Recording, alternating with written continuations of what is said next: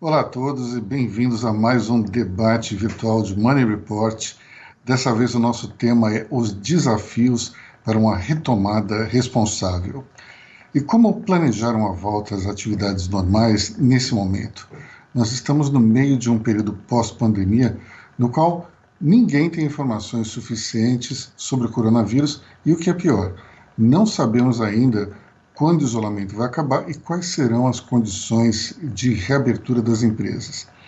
Mas, felizmente, os nossos empresários são brasileiros, não desistem nunca, são guerreiros e vão tentar mostrar para nós o que eles estão prevendo para o futuro.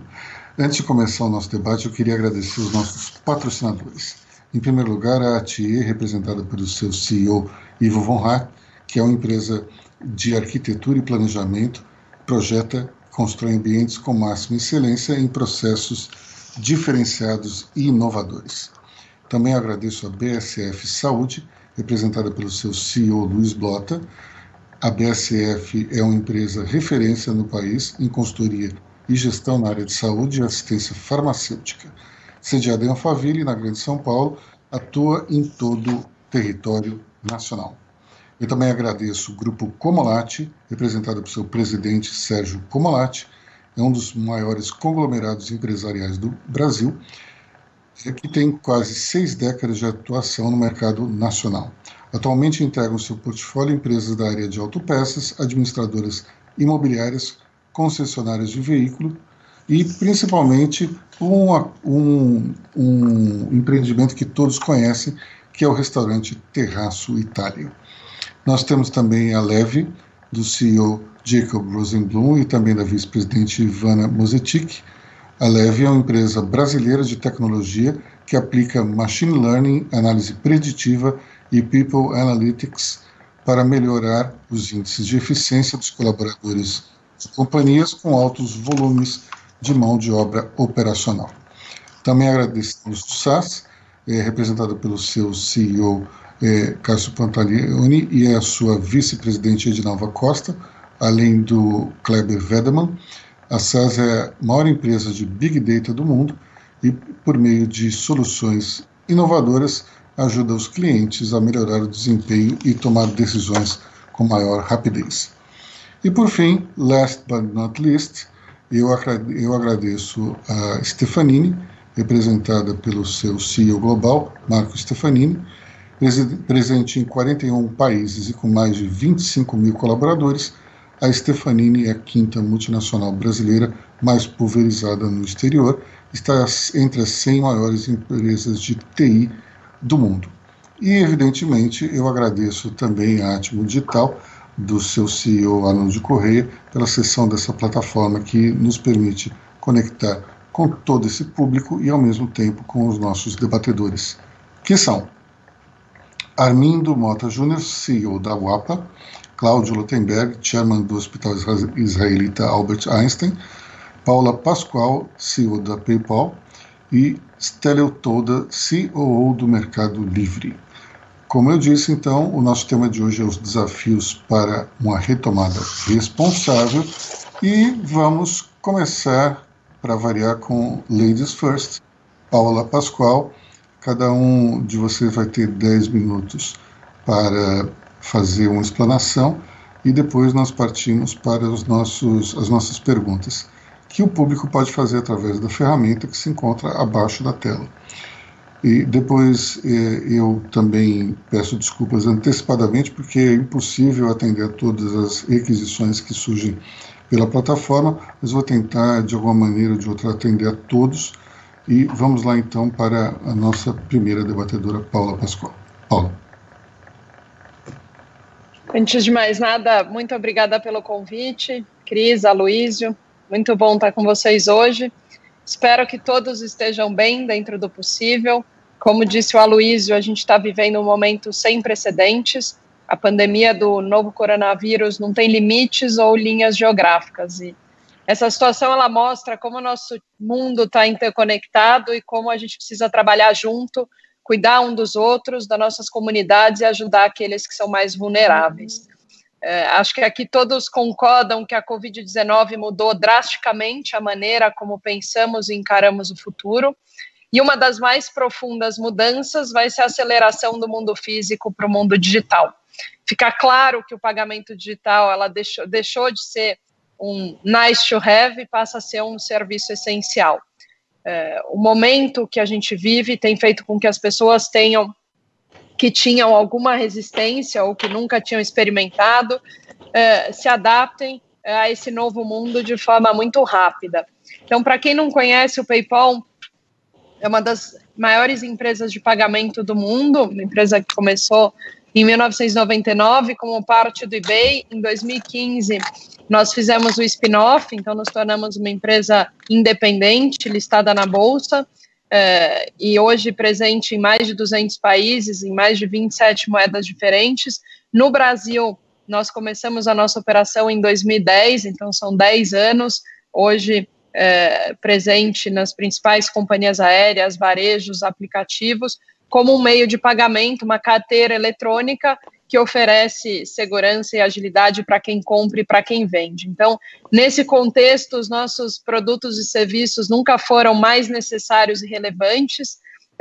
As nossas transações, elas estão crescendo em um número acelerado, ano contra ano, mês contra mês, semana com uma semana. Então, quando a gente olha, por exemplo, no dia 1º de maio, eu tive um recorde de vendas, eu tive um dia com mais transação na história do PayPal, sendo maior que qualquer Black Friday ou Cyber Monday, que são tidas como as duas maiores datas para nós no e-commerce.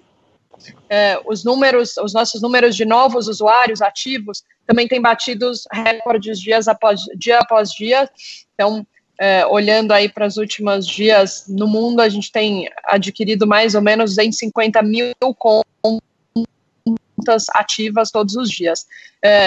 É um cenário bastante único como empresa. Então, quando eu falo sobre retomada, eu entendo que eu estou numa posição de muito privilégio, e existe uma expectativa muito alta de que esse consumidor, uma vez que ele experimentou o online, seja para fazer um supermercado, farmácia, até mesmo uma roupa, é muito difícil que ele volte ao mundo offline. Uma vez que ele teve a experiência, que ele precisou ter confiança, passou pelo processo, dificilmente ele volta para o mundo como ele era antes, o mundo que a gente considera já passado. É isso que a gente tem visto em países onde o Covid já passou pelo seu pico. Então, a China tem sido, para a gente, um bom termômetro.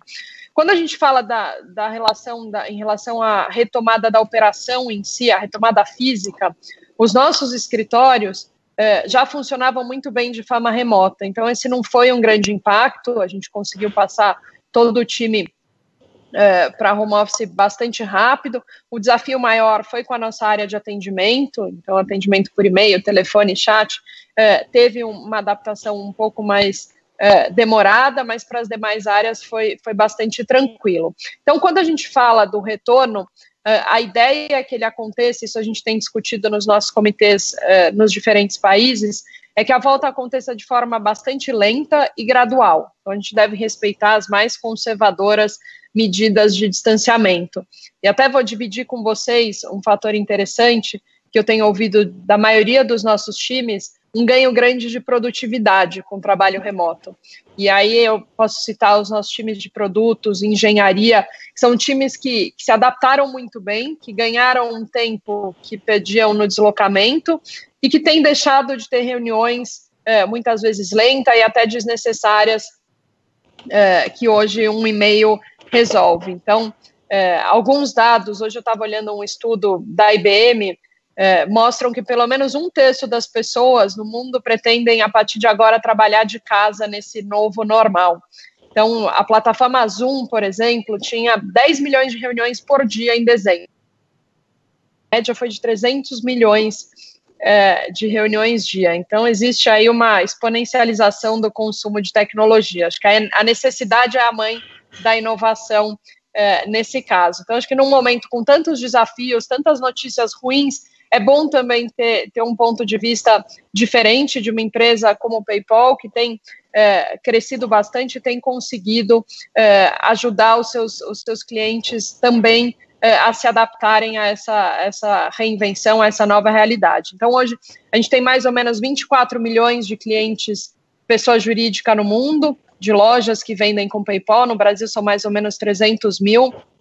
A grande maioria são as pequenas e as microempresas, que é quem mais sofre durante a crise, e os nossos esforços estão concentrados para ajudarem essas empresas. Então, desde a isenção de tarifa de chargeback para as transações, prorrogação de período de disputa, casos de ONG, a gente tem zerado taxa, antecipado recebíveis, a gente tem feito o que está ao nosso alcance para, de alguma forma, conseguir oferecer as ferramentas e os produtos que os nossos clientes precisam para essa retomada.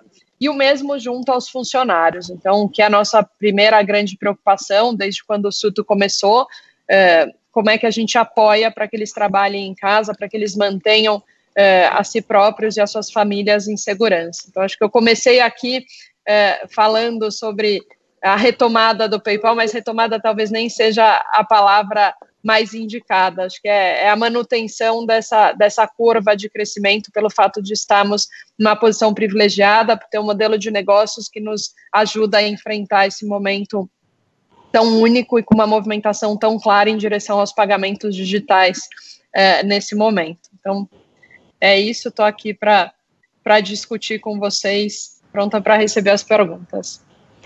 Obrigado, Paulo. Depois a gente vai, então, falar sobre os desafios para a manutenção desse crescimento, né? Pode deixar que a gente vai retomar esse ponto aí. Bom, então vamos passar para o Armindo Mota Júnior, da UAPA. Armindo, está aí com a gente? Estou aqui, tudo bom, gente? Boa tarde. Bom, Luiz, obrigado pelo convite. Sempre um prazer estar participando aqui com vocês. Bom, a gente está numa posição... Primeiro, eu sou um sobrevivente aí do Covid, né? Peguei, graças a Deus, estou bem. Acabei ficando internado, mas graças a Deus está tudo bem. Vida nova. Não essa gripinha toda, pelo menos comigo não foi, mas graças a Deus, enfim, vida nova.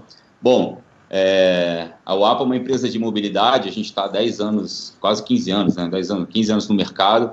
A gente tem uma posição um pouco diferente, né, do PayPal. Como a gente está muito focado no mundo corporativo, então a gente cuida, né, da mobilidade, principalmente de grandes companhias, né?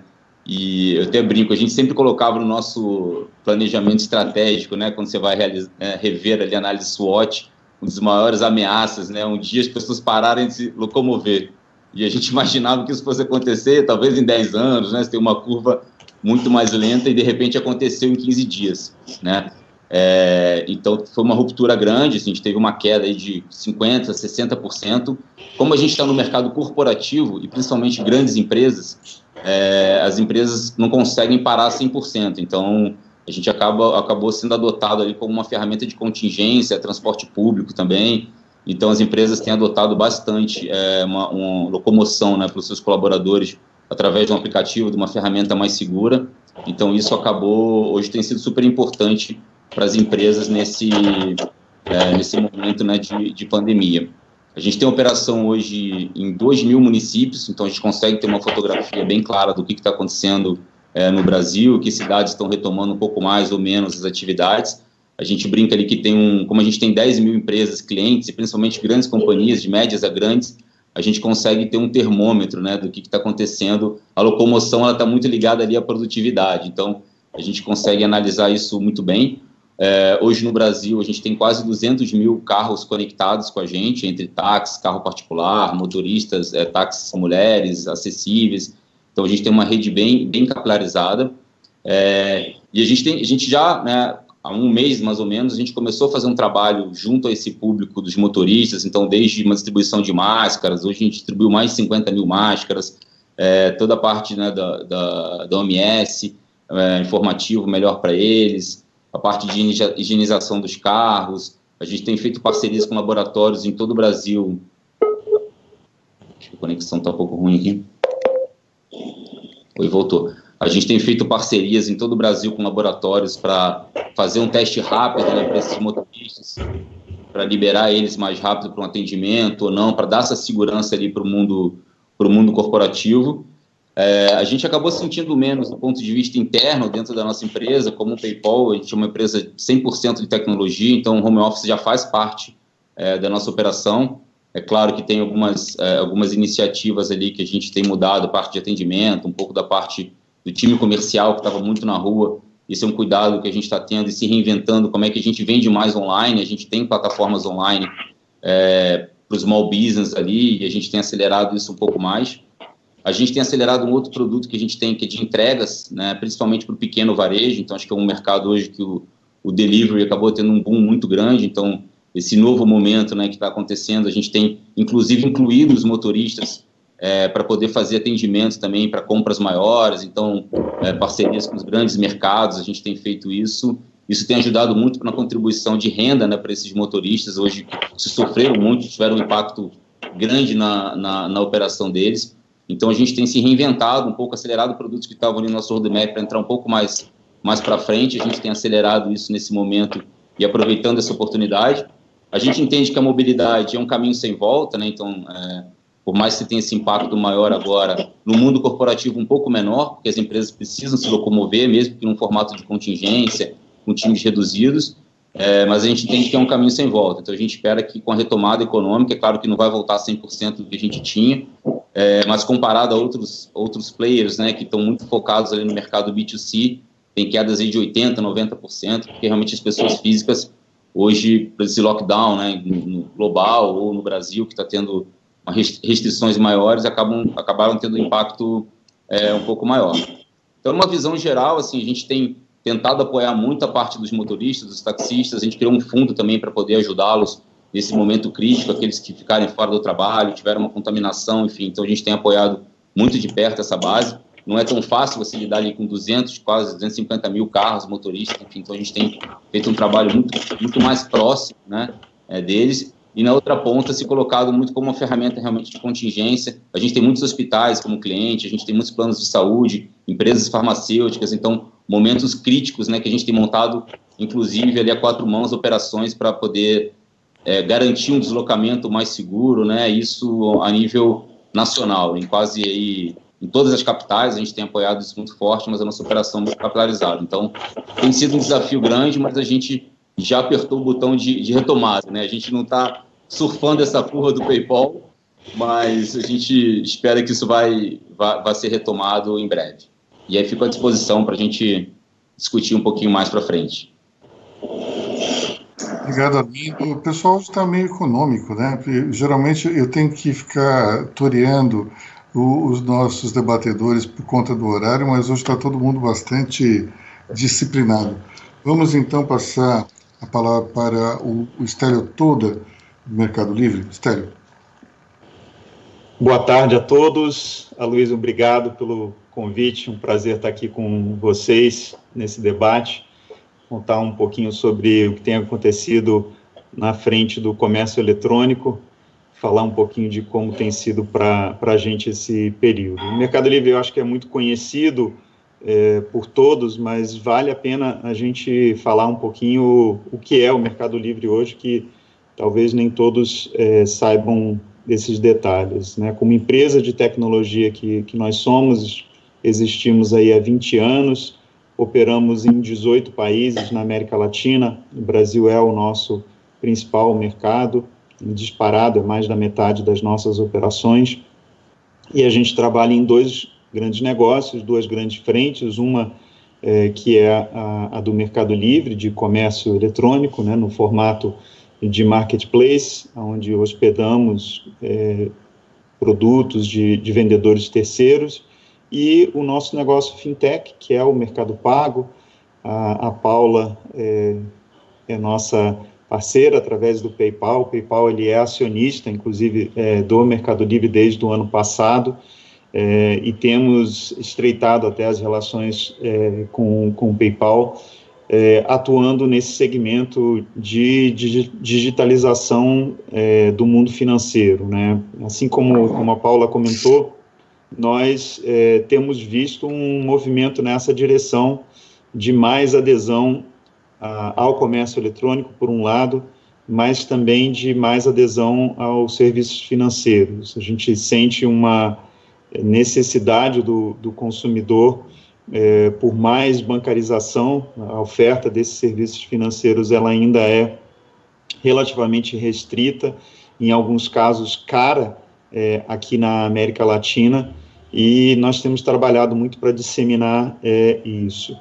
Comentando sobre os impactos, acho que no primeiro momento aí da pandemia no nosso negócio, a gente teve, no final do mês de março, durante as 2 últimas semanas de março, um movimento inesperado para a gente, que foi um movimento dos consumidores buscarem estocar principalmente alimentos, bebidas, produtos de limpeza, tudo aquilo de supermercado, e uma grande preocupação com a sua saúde, a questão da segurança pessoal, né? Então buscando itens, máscaras, álcool em gel, aquilo que...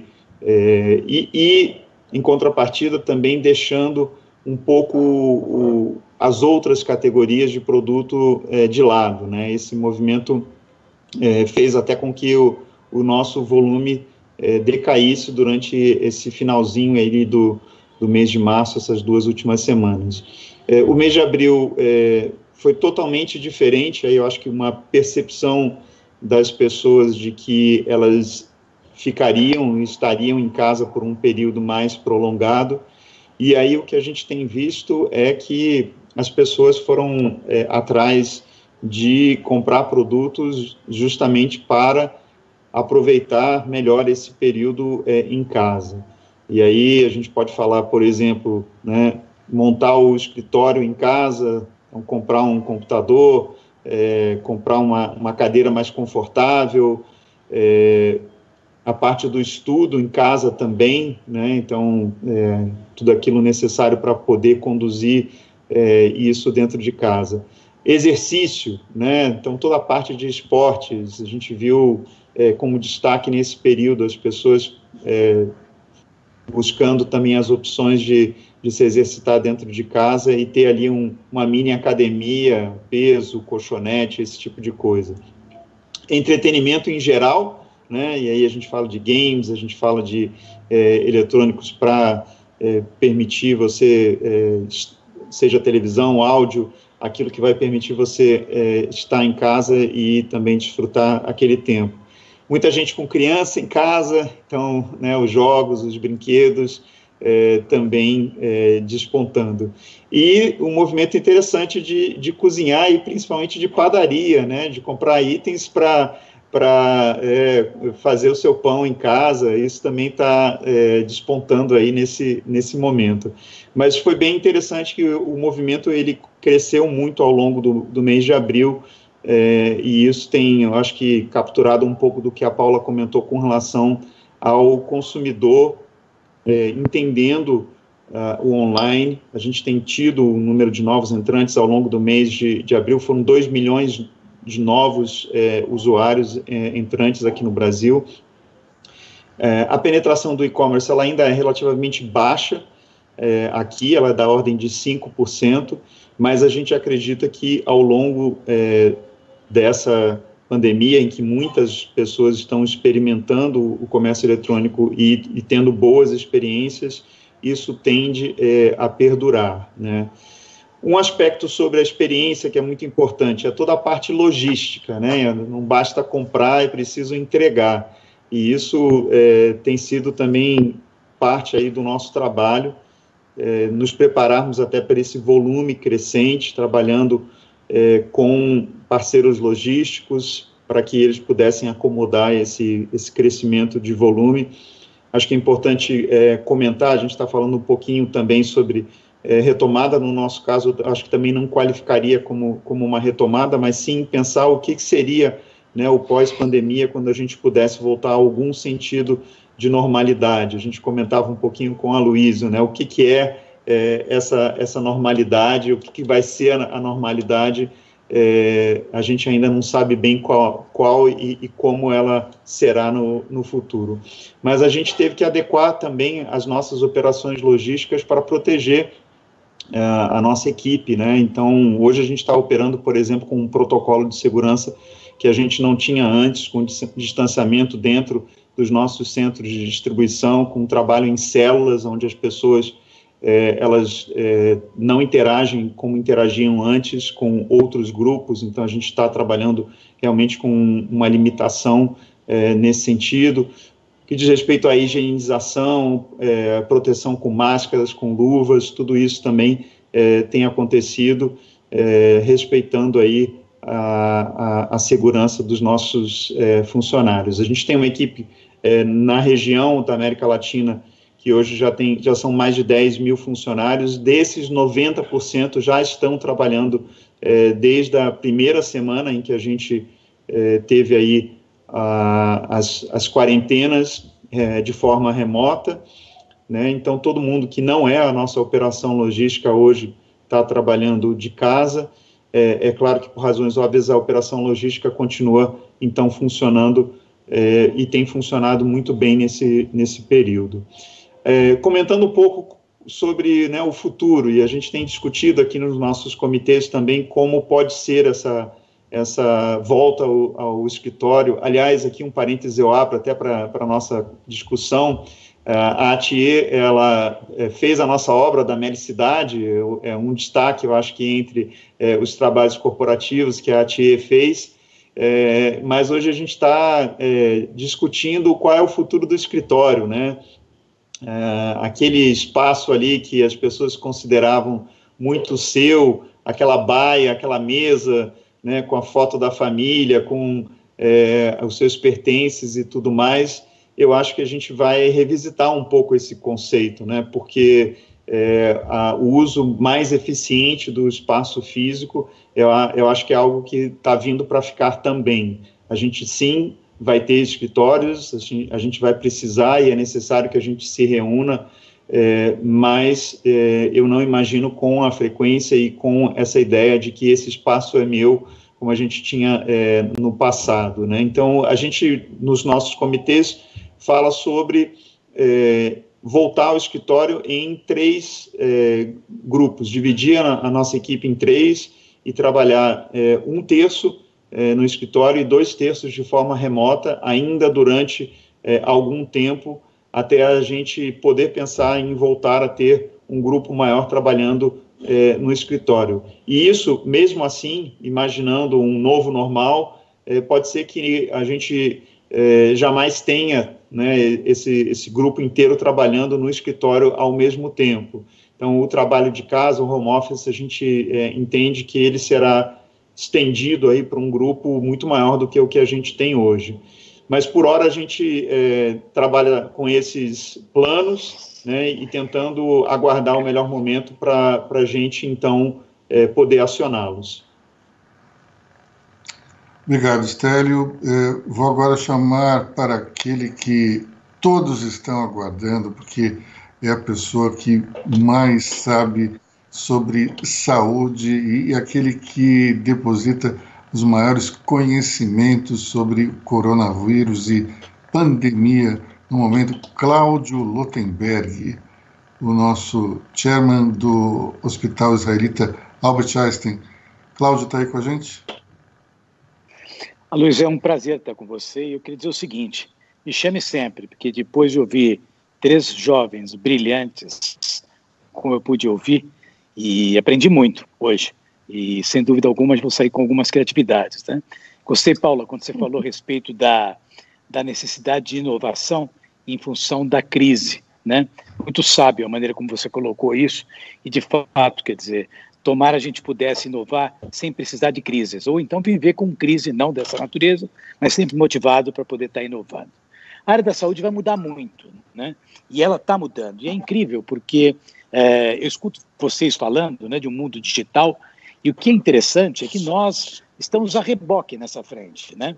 Por quê? Porque o grande elemento, a grande coqueluche, né, já que estamos falando de doenças em relação à saúde, seria a utilização das plataformas digitais e mais particularmente a utilização da telemedicina, né? E é incrível, porque os Estados Unidos regulamentou a telemedicina e o Brasil, até hoje, não regulamentou. Os Estados Unidos fez isso em 1996, o Reino Unido em 1998, e até Angola tem o sistema de telemedicina regulamentado. E o Brasil não. Quer dizer, eu vejo isso como um atraso muito grande, com uma visão corporativista, e justamente indo na contramão da saúde que fala sobre equidade. Quer dizer, que a saúde tem o seu viés de natureza mercantil, que é absolutamente legítimo, e não há nenhum problema em relação a isso. A saúde é um direito social, então nós temos que garantir acesso. E nós estamos tratando a saúde de uma maneira muito artesanal. Muita coisa vai mudar.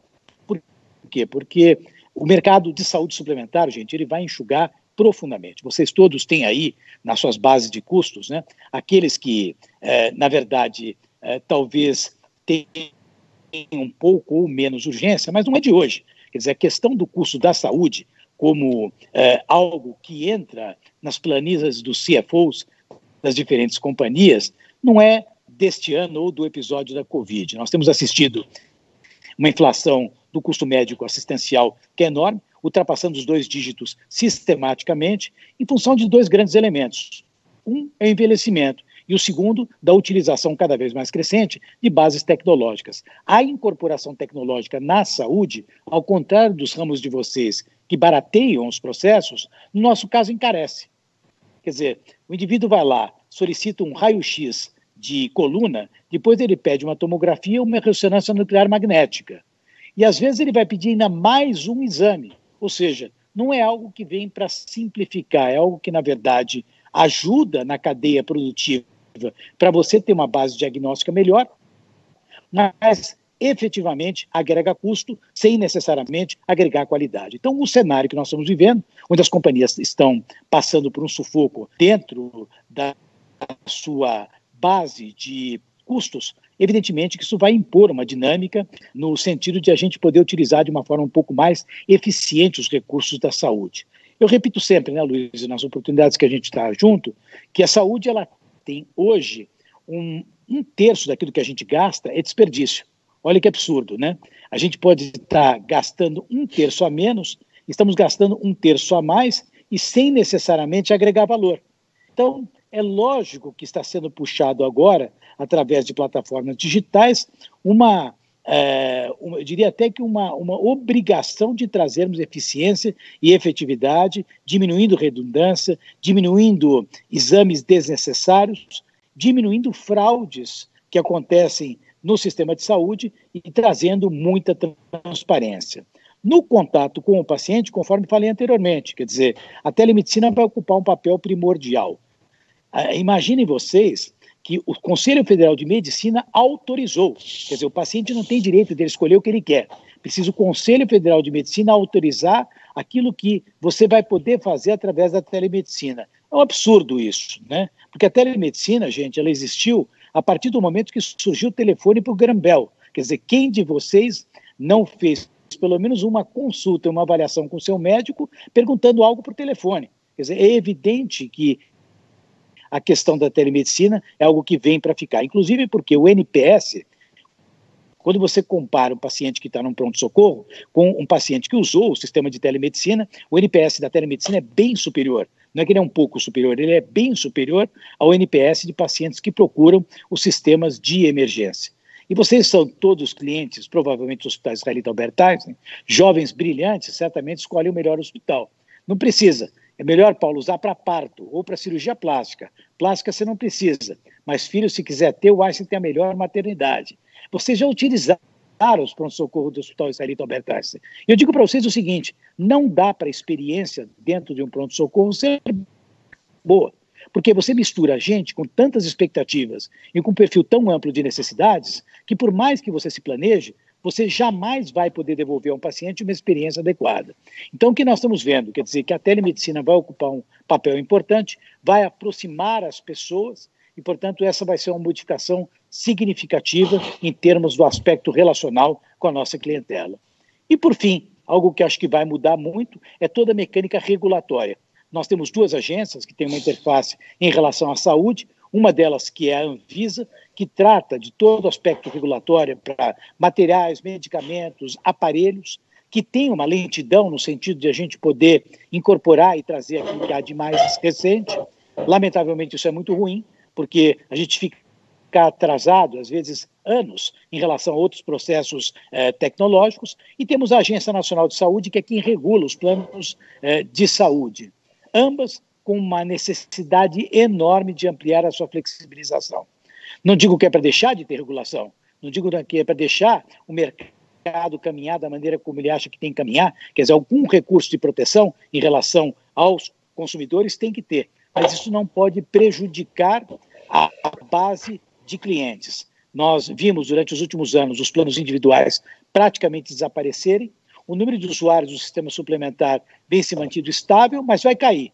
Ele já diminuiu um pouco por retração da atividade econômica nos últimos 2, 3 anos, mas agora vai cair mais. Nós vamos sair de 47, 48 milhões, vamos chegar a 42.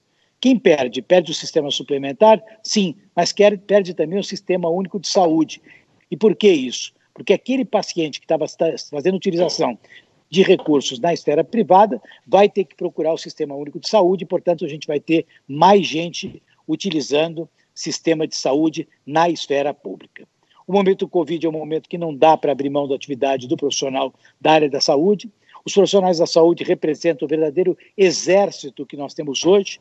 O papel, o trabalho dessas pessoas tem sido absolutamente excepcional, e o que nos deixa triste, infelizmente, é para algo tão sério e tão significativo que tem ocorrido uma politização abusiva, principalmente nos debates envolvendo tanto o governo nacional quanto os diferentes governos subnacionais. Eu acho que ninguém tem razão nesse mundo. Eu acho que, infelizmente, a gente teria que ter aí uma visão muito mais técnica, resolutiva.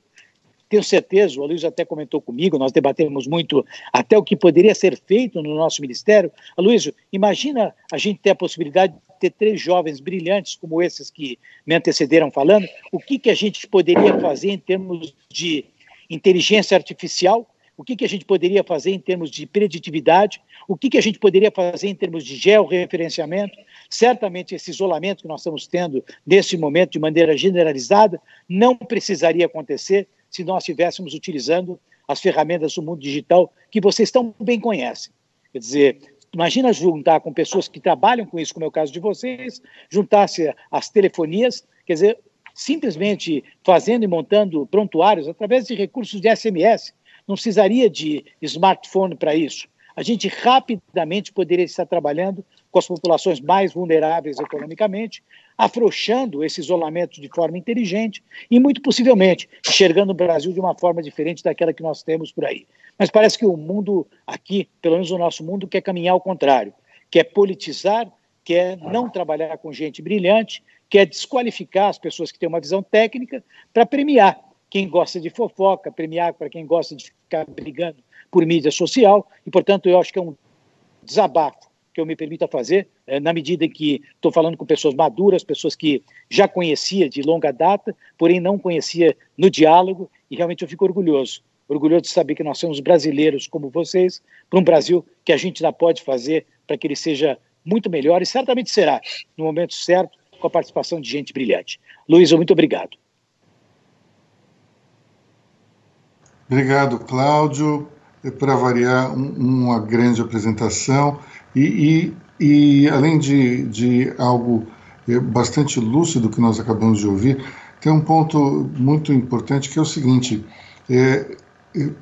geralmente as pessoas têm essa noção de que a tecnologia ela reduz custo. No caso da saúde, ela aumenta, porque você está sempre no breakthrough tecnológico e com isso você precisa adquirir máquinas e processos que custam muito caros, sem contar os desenvolvimentos na área de drogas e medicamentos. Ou seja, é um custo altíssimo que a gente precisa sempre estar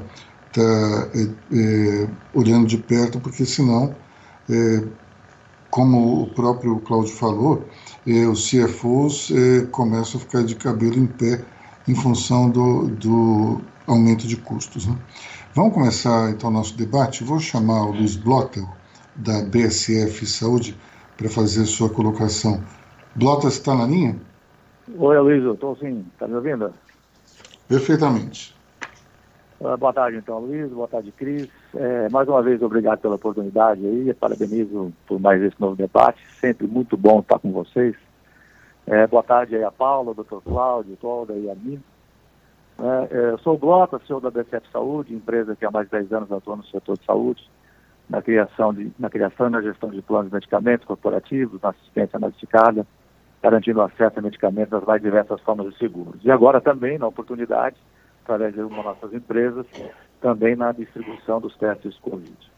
Minha pergunta vai para o Cláudio, para o Dr. Cláudio. Muito ele já falou, eu tinha já elaborado essa pergunta para dos nossos entrevistados, mas quero deixar com o Cláudio. Cláudio, o setor de saúde, não de hoje, tem sido um grande desafio para todos, né? Quando se tem uma maior parte da população na saúde pública, uma outra menor na saúde privada. A minha pergunta é assim, Cláudio, na sua opinião, quanto essa retomada vai ser dificultada, né? Por mais que se tenham aí grandes planejamentos, mas seguramente teremos um agravamento na condição de saúde das pessoas, por óbvio, né? Pelo desemprego, que já era ruim, talvez fique pior, né? E muitos ainda sem acesso à saúde privada, aos planos de saúde ou a redes privadas. Eu queria te ouvir um pouco mais, qual é o teu pensamento sobre como é que equaliza essa situação, visto que é um problema já antigo que tende a piorar, segundo nós da área de saúde, né, das operadoras, enfim. Qual a tua opinião um pouco maior sobre isso, Dr. Cláudio, por favor? Luiz, você sabe já há muito tempo que eu sou uma pessoa muito crítica em relação aos sistemas de saúde, no Brasil e fora do Brasil. Em primeiro lugar, porque a gente discute muito prevenção e a gente não faz prevenção coisa nenhuma, né? O que a gente faz é uma gestão com repasse de custos.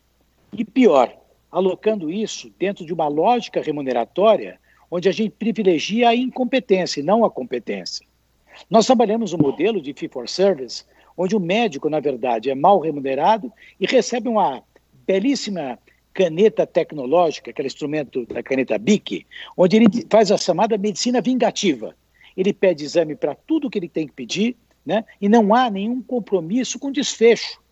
Ou seja, é a antítese daquilo que a gente pode chamar de conceito de qualidade. Em nome de uma pseudo-segurança, nós ampliamos o leque, expomos o paciente a procedimentos não necessariamente importantes, numa medicina que é uma medicina que não é medicina de valor. Portanto, já desde algum tempo que nós temos discutido a mudança dos modelos remuneratórios. Agora, por pressão de uma necessidade econômica, ou muda ou muda. Quer dizer, não dá para a gente continuar enxergando os modelos focados em assistência hospitalar. Por quê? Porque nós estamos convertendo em alta complexidade aquilo que é baixa complexidade. Daqui a pouquinho a gente vai colocar na UTI paciente para cortar o cabelo, tanto que a gente está internando que não precisa. Quer dizer, não dá para pegar um paciente que de repente precisa fundamentalmente de um tipo de orientação que poderia ter sido feito por telemedicina e esse paciente procura um pronto-socorro, faz uma série de exames, gasta uma fortuna, sai insatisfeito e o que ele precisava? Às vezes uma conversa. Um dos hospitais de maior referência nos Estados Unidos é o Mass General de Boston, e eles estavam, numa época, tentando definir qual é a missão de um pronto-socorro num hospital. Os pronto-socorros são locais, segundo os pacientes, onde nós vamos nos libertar das angústias. Mas sai com ressonância nuclear magnética, sai com ultrassom, sai com um monte de exame desnecessário, encarecendo. Então, eu acho que esse choque que está sendo trazido por essa pandemia, ele vai obrigar a nós adotarmos plataformas mais inteligentes, mudar a forma de nos relacionar e alocar os recursos de forma mais adequada. Um dos setores que tem menor eficiência e efetividade é o setor da saúde. Se você olhar os bancos, né, os bancos hoje eles têm 1/3 a menos de profissionais que tinha 10 anos atrás. Porém, aqueles que estão lá são muito mais capacitados e competentes. Na área da saúde é o contrário, quer dizer, você começa cada vez mais a regulamentar. O ato médico é uma coisa que engessa muito. Então, daqui a pouquinho, para tirar a temperatura, vai precisar de médico. Quer dizer, com tanto aplicativo, com tanta possibilidade de a gente exteriorizar e tirar do hospital aquilo que está acontecendo no hospital, a gente já devia ter feito isso há bastante tempo. Então, a minha leitura é, primeiro, né, nós vamos ter menos recursos per capita. Nós vamos ter que ampliar o conceito dos sistemas de saúde. O hospital standalone, ele vai acabar. Por quê? Porque a gente sabe que 90% das consultas, quando feitas em ambiente de atenção primária, com coordenação do cuidado, se resolvem numa única entrevista. Ou seja, não precisa de exame subsidiário. Nós temos que aprimorar a maneira como nós acompanhamos nossos pacientes diabéticos. Nós temos no Brasil 15 milhões de diabéticos. Nós temos no Brasil 25 milhões de hipertensos. E essas pessoas, elas efetivamente deixam de utilizar medicamento em 40% das vezes após 45 dias. Então, quem é que está cuidando das pessoas? Nós não estamos cuidando. Nós estamos, na verdade, recebendo dinheiro para gastar mais. Eu procurei uma grande companhia no passado, ainda quando estava presidindo a Amil, para poder fazer uma renovação de um contrato de assistência médica. Só faltou, eles só não me colocaram para fora, Paula, por educação e porque eu estou mais velho. Se fosse um pouco mais cedo, tivesse a tua idade, que é jovenzinha, provavelmente os caras tinham me posto para fora mesmo. Por quê? Porque eles falaram, olha, vocês vêm aqui uma vez por ano, apresentam uma inflação de custo médico de duplo dígito, vocês não melhoram nada a assistência do que vocês fazem, vocês só incrementam custo. Por quê? Porque vocês ganham de acordo com aquilo que aumenta o faturamento nas margens. Quer dizer, não tem mais como a gente continuar. Então, o que aconteceu com essa pandemia? Todo mundo gritou que o rei está nu. Então, a gente vai ter que mudar. Hospital é local para quê? Para alta complexidade. Vamos parar de ter baixa complexidade. Hospital é local para atender paciente emergencial? Sim, urgência, de verdade.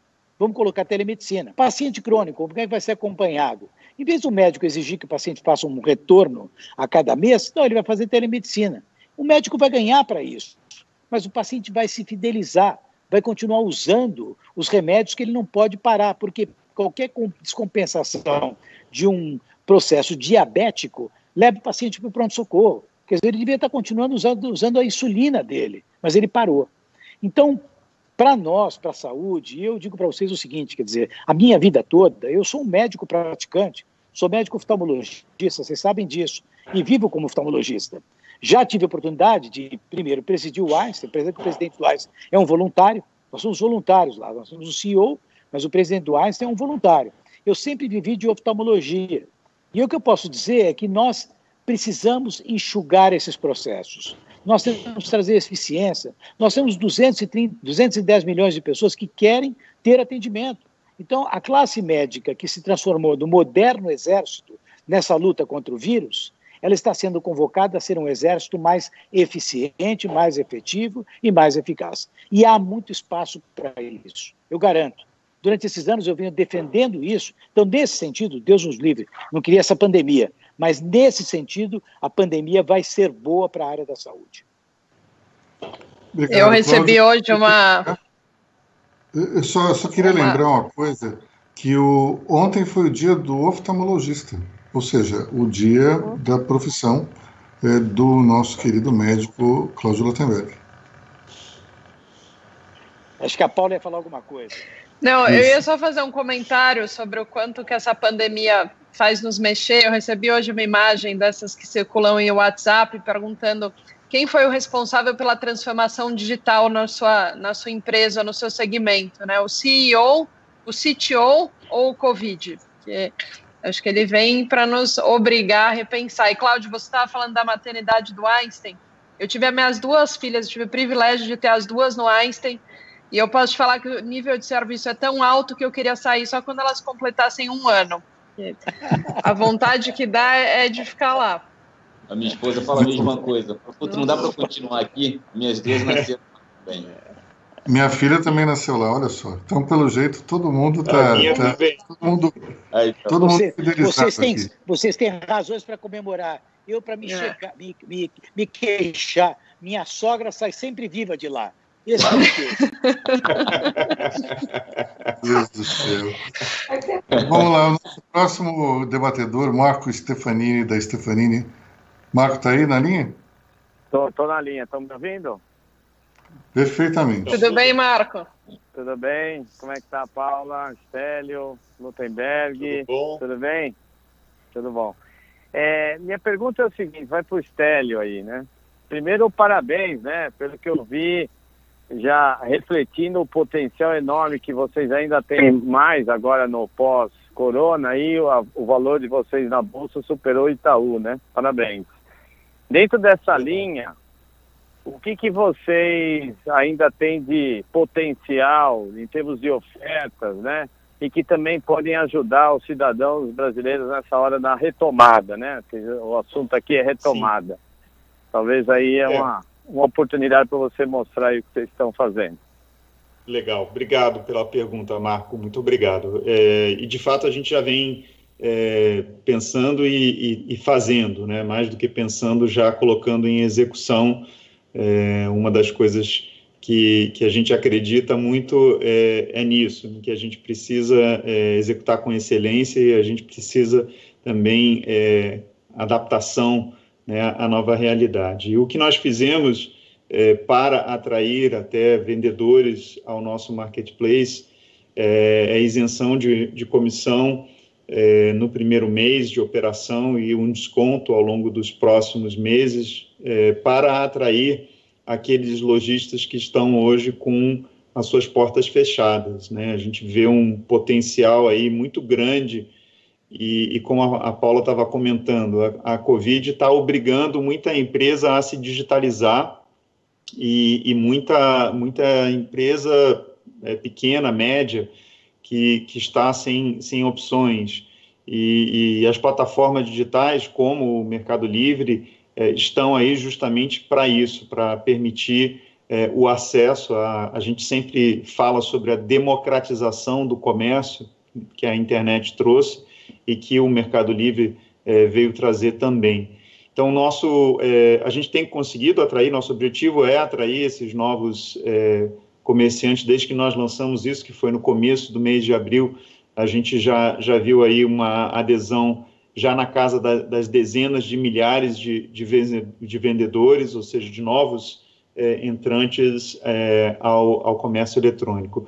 Do ponto de vista do consumidor, né, como marketplace, a gente trabalha sempre com dois lados, com vendedores e compradores. Então, do lado do comprador, a gente viu uma demanda crescente na categoria de bens de consumo, supermercado em geral. E a nossa oferta até então ela era limitada, até por conta de pouco desenvolvimento dessa cadeia aí de suprimentos de produtos de consumo na internet. Mas o que a gente fez também foi, nessa categoria, também a isenção de comissão para atrair volume, para atrair novos entrantes. O próprio Mercado Livre está atuando como vendedor nessa categoria, então nós estamos trabalhando com a indústria também para que ela possa vender através do Mercado Livre direto ao consumidor. Então, por hora a gente trabalha com produtos que não aqueles frescos, né, produtos secos, mas também outros segmentos como limpeza, como segmento de beleza, de higiene pessoal. E isso a gente tem visto que tem crescido muito a demanda por esse lado também. Então, estamos fazendo aqui a nossa parte para que nessa retomada as pessoas tenham mais oportunidade, né, do lado de vendedores e também na parte de consumo, buscando produtos com melhores preços. Obrigado, Stélio. Vamos agora para um momento, quem sabe faz ao vivo, porque eu não sei se a Nalva do SAS está na linha. Nalva, você está com a gente? Oi, Luísa, você está me escutando? Opa, eu estou ouvindo perfeitamente. Foi uma surpresa, porque eu estava na dúvida se a ligação tinha completado ou não. Tudo bom? Tudo bem, e você? Tudo ótimo. Realmente, as lives aqui sempre com os melhores, né? Cada dia melhor. Bom, minha pergunta vai para a Paula, no PayPal.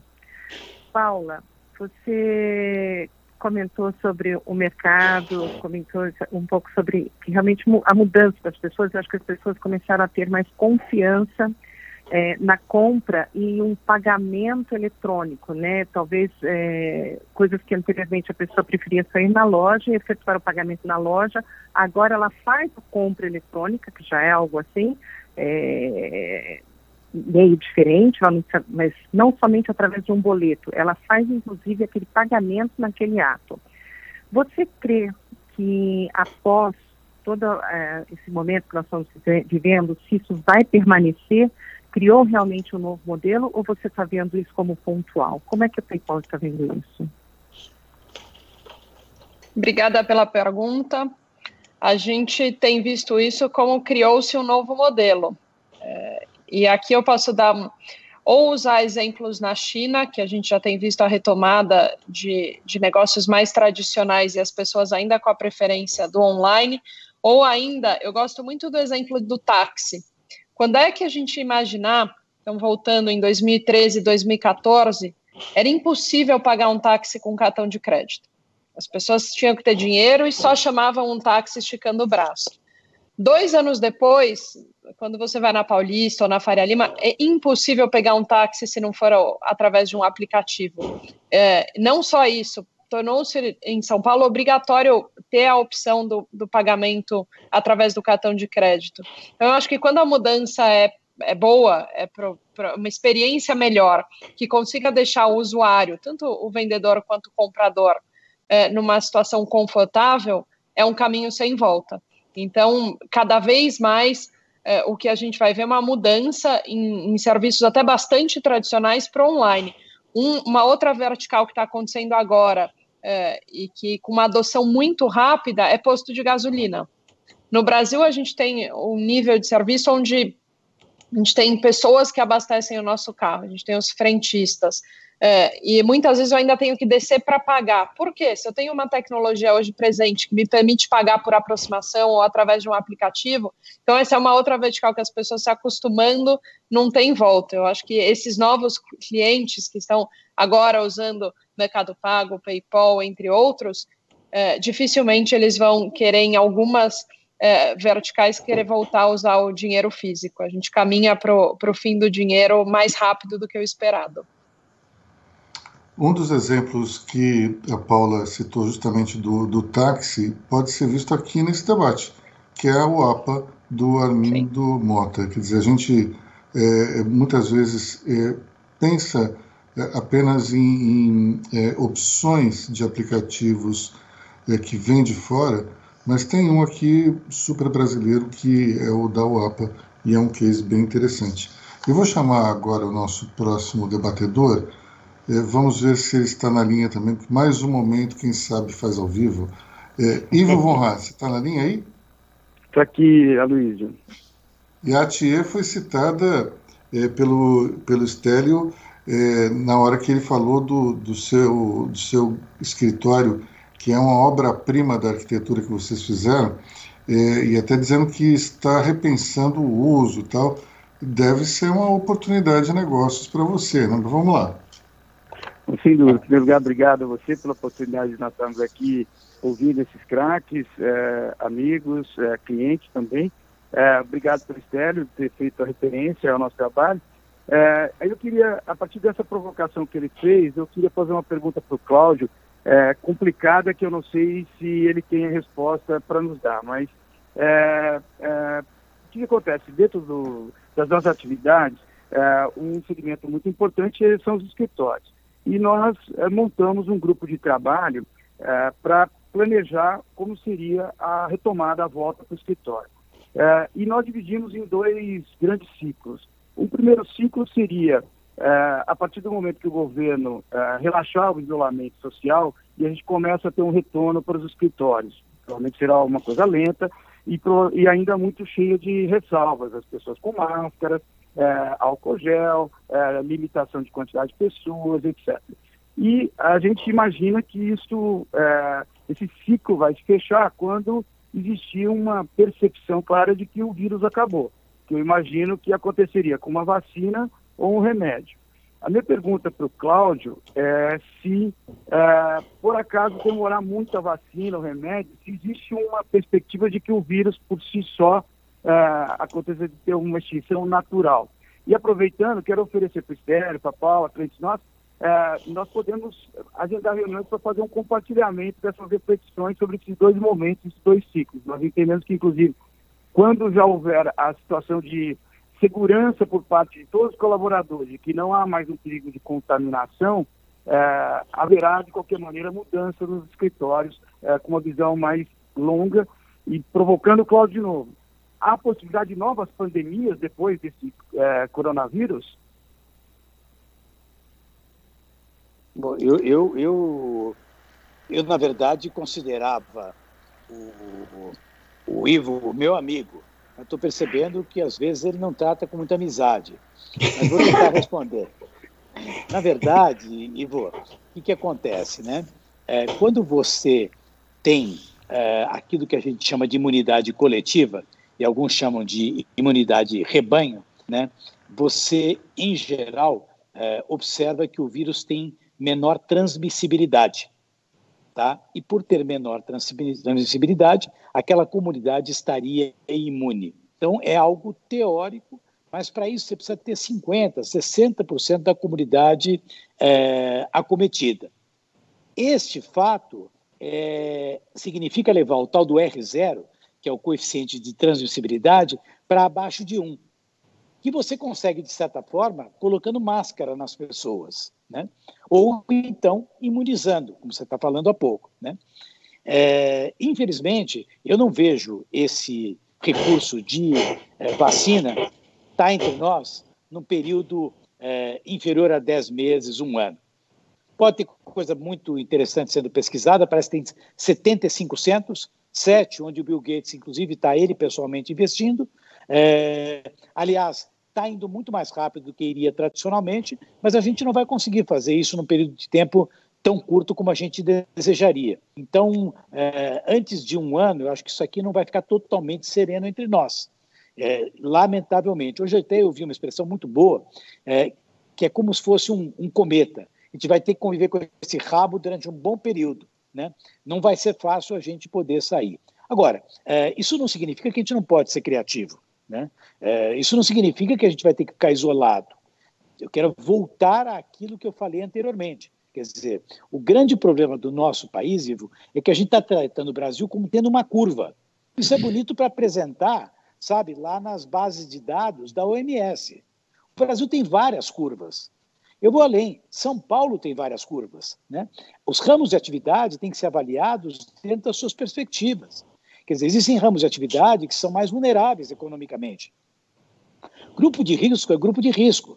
Quer dizer, uma pessoa com mais de 60 anos, ela tem muito mais risco de desenvolver um quadro de Covid e uma complicação e precisar ser entubado do que alguém que é mais jovem. Comorbidade é comorbidade. Então, a gente tem como organizar essa questão toda. Agora, para conseguir um grau de imunização, a gente precisaria soltar as pessoas, né? E deixá-las pegarem o Covid, né? Lembra muito, vocês são jovens, o Ivo é velho, tá? Só para vocês saberem, tá? Lembra a tua época de infância, Ivo, que tinha aquela festa da catapora, lembra? Festa do sarampo. Você colocava as crianças para todo mundo pegar e a coisa depois a pessoa ficar livre para o resto da vida. Se conhecia muito menos de virologia, não se falava de mutação, não se falava de uma microbiota como a gente fala hoje, né? Mas provavelmente esses bichos, isso sim, eles tinham uma transmissibilidade muito menor do que tem os casos da Covid e tinham complicações de natureza respiratória muito menores do que o próprio quadro da Covid. Então, não vai ser fácil acontecer isso na proporção que a gente possa dizer que uma comunidade vai estar imunizada. Bom, eu na condição de um dos coroas também do grupo, eu vou dizer uma coisa para vocês. Eu nunca fui na festa do sarampo ou da catapora. Da catapora até iria, mas do sarampo foi uma das piores sensações de toda a minha vida. Então essa daí eu passaria tranquilamente. Vamos ver se a Ivana Mozetic está na linha. Ivana da Leve. Ivana? Tô aqui, Aloysio. Vamos lá, Ivana. Tá me ouvindo? Sim, claro. Tá bom. Não, minha pergunta, eu vou fazer ela pro Estélio, mas ela vale para todo mundo. Como vocês sabem, a gente trabalha com recrutamento de mão de obra operacional, né? Então a gente acompanha também, tem um termômetro bem em tempo real dos nossos clientes que contratam, né? E a gente está vendo uma movimentação muito grande de zero contratação no varejo. A gente tem sentido também uma movimentação deles falando que eles vão voltar no modelo de contratação diferente, ou de temporários ou de intermitentes. Mas a minha pergunta seria mais para quem está tendo essa demanda de alta contratação, que seria o Stélio no Mercado Livre. Como é que ele está lidando com essa alta demanda e se ele está vendo uma dificuldade em contratar essas pessoas? Que a gente, nos nossos processos de contratação, a gente está vendo uma reticência. Então, como a gente faz perguntas prévias de qualificação, as pessoas não estão querendo trabalhar em locais de risco de Covid. E como é que eles estão lidando com isso? Se eles estão enxergando essa dificuldade e se eles vão mudar a modalidade de contratação até para poder contratar mais pessoas, que o nível de desemprego deve aumentar bastante também depois dessa pandemia. Sem dúvida, Ivana. Obrigado pela pergunta. Realmente é uma preocupação que todos nós temos que ter, né? O que vai acontecer com a questão do desemprego no país. No nosso caso, a gente tem visto uma demanda crescente, como eu disse, principalmente na parte da logística, e isso tem feito com que a gente acelerasse alguns processos de contratação, tanto no caso do próprio Mercado Livre, quanto de parceiros logísticos com os quais nós trabalhamos, né? Então, nem todas as contratações são nossas, muitas terceirizadas, mas que fazem frente, então, a essa demanda crescente. São contratações pensadas especificamente para um ambiente logístico, com os riscos, sim, de trabalho nesse ambiente. Nós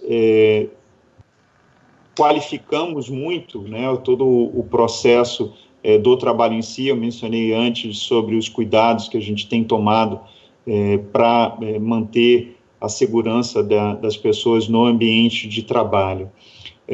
Mas não estamos vendo, nesse caso específico, problemas em contratações. Eu acho que talvez tenha também aí um pouco a ver com a necessidade, né, com a busca que as pessoas estão por trabalho. Por outro lado, e aí falando sobre aquela parcela que eu mencionei, os 90% que estão trabalhando de casa, o desafio tem sido de fazer todos os processos de seleção e depois eventual onboarding, né, para trazer essas pessoas. Como é que a gente faz para que essas pessoas se aclimatem ao Mercado Livre, conheçam como fazer o trabalho. No que diz respeito ao recrutamento, a gente tem feito processos seletivos de forma remota. Eu confesso que há um desafio aí, né? Eu mesmo já fiz muitas entrevistas de trabalho com candidatos por videoconferência. A gente perde, sem dúvida, algo na experiência, né, e daquilo que seria uma entrevista presencial. Mas a gente tem seguido com esses processos. Desde que a pandemia começou, no Brasil a gente já contratou 200 pessoas. No caso dos nossos parceiros logísticos, já contrataram mais de 2.500 pessoas, né? Então, a gente tem se adaptado. Acho que a melhor forma de dizer é essa, a realidade que a pandemia tem imposto também aos processos de recursos humanos. Obrigado. Então, Stélio, eu vou fazer uma pergunta agora para o Armindo, relacionado, então, ao processo que ele estava contando de distribuição de máscaras e também higienização dos táxis que são atendidos através da plataforma UAPA. A minha pergunta é a seguinte: como é que foi a logística desse processo, uma vez que o UAPA é muito mais uma empresa de tecnologia e que é uma empresa que está mais, talvez, ligada no home office, intramuros, e não vai muito para a rua. Como é que vocês fizeram todo esse processo? A gente tem um time de... Obrigado pela pergunta, Luiz. A gente tem um time de operações que fica bastante na rua, né? Que visita pontos de táxi, não é nos 2.000 municípios que a gente tem cobertura, né? Seria humanamente impossível e um custo muito alto operacionalizar isso, mas a gente montou alguns pontos de distribuição nas principais capitais e de acordo com o nosso volume, né, em cada região, para poder fazer essa distribuição, tanto para os motoristas, para os taxistas, quanto para os motoboys também, né, com serviços que a gente tem na plataforma de entrega, que era muito voltado para o mercado B2B, e a gente acabou abrindo para pequenos varejistas também. A gente está até falando com o Mercado Livre, né, pode ser uma dessas pontas, né, de um parceiro da entrega. É uma operação um pouco de guerra, né, a gente distribuiu não só máscara, mas toda a parte a gente fez uma campanha muito grande e doou aí quase 10 toneladas de alimentos também para os motoristas, para os taxistas, para algumas comunidades carentes também. Então o time de operações acaba indo para a rua e montando toda essa distribuição de pontos de entrega. A gente tem algumas cooperativas de táxi conveniadas também dentro da operação no Brasil, então aí a operação fica mais simples, você consegue mandar para eles e eles fazem essa distribuição. Só voltando ao assunto anterior, que a Paula falou dos táxis, da obrigatoriedade do pagamento do cartão de crédito, 100% da nossa operação ela é liquidada para os motoristas online, né, num cartão eletrônico, que provavelmente esse cartãozinho é um cartão pré-pago. A gente está trabalhando e está até conversando com o Mercado Pago também, como é que a gente elimina esse processo, né, do cartão, para que ele use o próprio celular dele, gere um QR Code e ele já faça o pagamento, né. E no posto de gasolina, que a Paula também deu um exemplo, se ele pagar já de dentro do carro, então em alguns minutos a gente já acredita ele na conta também. Então é um segmento que estava super atrasado, né, e depois da entrada dos aplicativos teve uma aderência, uma adesão muito grande, né. Hoje você vê um motorista com 3, 4 aplicativos, né, ligado, então esse cara está preocupado em ter um smartphone bacana, ter uma internet que funcione bem, porque ele já entendeu que isso também traz mais corrida para ele consegue pegar mais corrida, enfim. Então, não só o Covid, mas alguns setores eles se adaptaram muito bem a esse novo mundo, né, trazendo mais eficiência, trazendo receita recorrente, enfim. Então, um pouquinho do que acontece dentro da nossa operação hoje para os motoristas. Mais uma pergunta que vem pela plataforma, é uma pergunta do Mendonça Júnior, da Procob. A pergunta dele é para a Paula, do PayPal. Paula, a pergunta faz menção aos ataques cibernéticos que estão ocorrendo junto a cartões de crédito. Ele quer saber qual é a incidência que isso vem ocorrendo aqui no Brasil, comparado com os outros países nos quais o PayPal tem também atividade. É claro que em toda oportunidade de crise, a fraude também aumenta.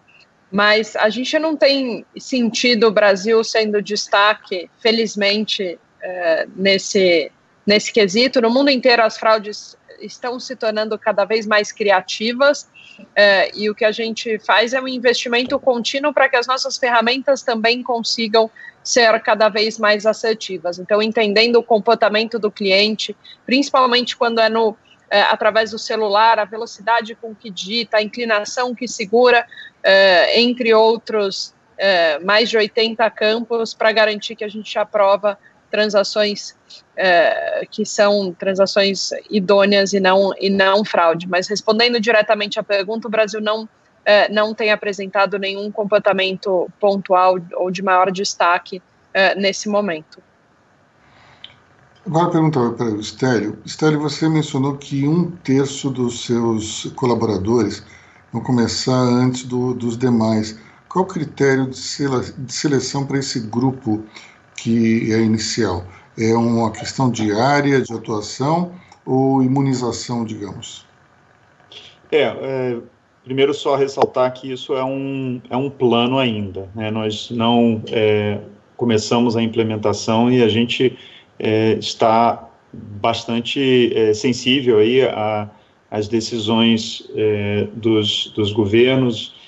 Nosso escritório principal no Brasil ele fica em Osasco, e a gente tem também aqui no Brasil, em Florianópolis, um outro escritório, mas em ambos os casos a gente tem sido bem sensível, atento a poder operar nesses espaços, e a nossa decisão por hora é de não levar ninguém para os escritórios ainda, mas sim a gente já começou a traçar os planos. E nesse sentido, a gente respeita a questão das comorbidades, a questão do risco que algumas pessoas têm, e essas pessoas continuarão a trabalhar de forma remota até segunda ordem, né, sem previsão de voltar ao escritório. Há algumas pessoas que não têm essas questões e têm dificuldade de trabalho em casa. A gente procurou também fornecer laptops para parte da equipe que não tinha capacidade, não tinha esse equipamento. Em alguns casos, a gente teve que trabalhar também para melhorar o acesso, né? Então, distribuímos aí modems digitais para as pessoas poderem trabalhar de casa. Então, esse seria um grupo que preferencialmente voltaria primeiro. Mas o resto, né, digamos, quem não está no grupo que necessariamente ficará em casa, ou naquele grupo que seria prioridade para voltar para o escritório, a gente vai trabalhar de forma aleatória, né? Então, a ideia é que todos possam trabalhar no escritório, mas também respeitando a ideia de não contaminação entre as populações. A gente vai limitar isso a um terço, e com espaçamento também, né? Então as pessoas trabalharão de forma mais espaçada quando voltarem. Obrigado, Stélio. Agora a última pergunta vai para o Cláudio Lotenberg, que veio pela nossa plataforma. Infelizmente é um e-mail que tem siglas, eu não consegui pegar o nome da pessoa, mas a pergunta é relacionada a novas tecnologias de imunização dos hospitais. Ele quer saber se daqui para frente os hospitais vão utilizar novos sistemas, como, por exemplo, ozônio, raios ultravioleta e coisas do gênero. Olha, não existe nada com comprovação científica de que isso funcione, né? Você não imuniza um hospital, né? Você higieniza um hospital, né? E para isso você utiliza os métodos convencionais que já são utilizados. Ninguém está pegando o Covid ou a Covid por conta dos hospitais. Os hospitais, logicamente, são locais onde você tem uma carga de viremia pelo contato, pela presença das pessoas doentes, mas nada tem a ver. É como um táxi, né? Você faz a higienização e você pode utilizar. Quer dizer, esse vírus ele não sobrevive pelas condições ambientais. Então não há nada de específico em relação a isso. Aliás, o que tem mais aparecido, viu, Luiz? Espertalhão querendo vender um monte de tecnologia que não serve para absolutamente nada, né? E eu estou acostumado nessas fases, vocês todos devem estar acostumados, né? Sempre tem alguém que descobriu o mapa da mina aí, né? E você, de repente, vai ver que não tem nenhum tipo de fundamento científico por detrás disso. Obrigado, Cláudio. E nós vamos encerrar, então, o nosso debate virtual de hoje. E eu vou lembrar de uma frase que foi dita num outro evento digital que nós fizemos, pelo gestor da Unimed de Fortaleza, que ele falou o seguinte: se você está entendendo tudo o que está acontecendo é porque você não leu bastante, né? Diante do que a gente escutou aqui, a gente vê que, de fato, cada vez que nós nos aprofundamos mais nesse assunto, nós percebemos que está faltando algumas peças do quebra-cabeça para que nós entendamos melhor o cenário. Então, por isso que Money Report está nesse esforço contínuo de tentar decifrar os desafios, os enigmas que surgem pela frente em função da pandemia. E o nosso próximo evento é no dia 12 de maio, e vamos falar sobre cybersecurity, até um tema que surgiu aqui dentro da nossa conversa. Nós teremos a presença do CEO da Proteus, Marcelo Holmes, e também do presidente do Conselho da FS Security, Alberto Leite. Eu agradeço a todos os nossos debatedores, o Armindo Mota Júnior, Cláudio Lotenberg, Paula Pascoal, Stélio Tolda e, evidentemente, os nossos patrocinadores, a SAS, Leve, Atia, Vonra, Stefanini, PFS Saúde e Grupo Comalate. E, por fim, também agradeço ao Arnold Corrêa pela cessão dessa magnífica plataforma digital que é da Atio. Então, até a próxima, até o dia 12 de maio, nós nos vemos até lá.